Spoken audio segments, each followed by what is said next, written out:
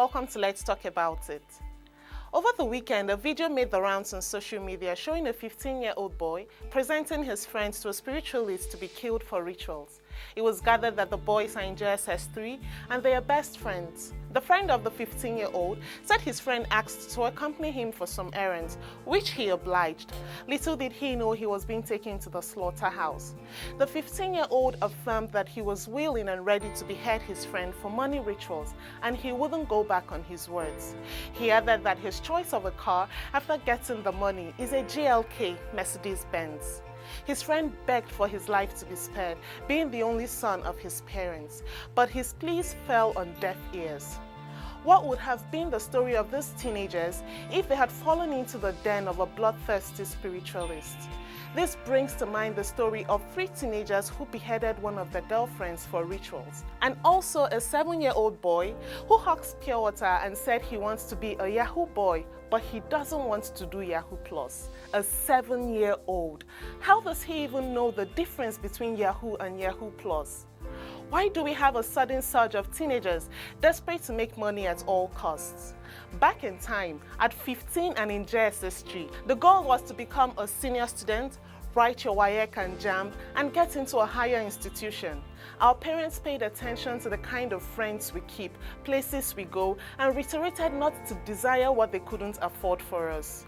When did we get to this point where a 15-year-old is burdened with making money so quickly that he's ready to murder a friend? The focus of many teenagers have shifted from education, dignity in labor, and no shortcuts to wealth. What do we attribute these to? Is it failed governance, poor parenting, inadequate moral teachings in religious gatherings, peer group influence, societal negative influence? They all have their role to play. According to reports, 40% of Nigeria's population lives below the poverty line. In the past 8 years, the upsurge in hunger, poverty, and inflation has been overwhelming and has given rise to teen prostitution, ritual killings, kidnapping, and suicide.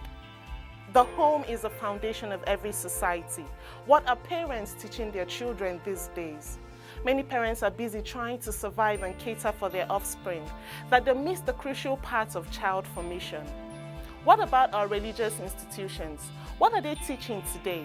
The voices of prosperity preachers are louder than salvation preachers. People are challenged on different levels to make money or remain irrelevant. Many social influencers and celebrities have glamorized internet fraud, fake lifestyles, and the sleeping while you make money trend. They show us that you don't need to work so hard to make money. What do you expect from a society that celebrates men and women with suspicious wealth? A society where criminals are pardoned without consequence. A society that doesn't regulate music videos and movies that depict poor moral standards. Worse still, a government that has deliberately put her students out of school and is unbothered. We can play the blame game all we want, but this 15-year-old is a reflection of the monster our society has created and is still creating. This is a wake-up call for everyone, parents and leaders on all different levels. There is a desperate need for mental health evaluation and reorientation of the children and youth at large. There is an urgent call to help them understand and deal with feelings of despair, loneliness, and hopelessness. This isn't just a Nigeria issue. A United States report showed the disturbing pattern in mass shooting carried out by teenagers, a shift from earlier decades. This is the darker side of a culture saturated by social media and violent content.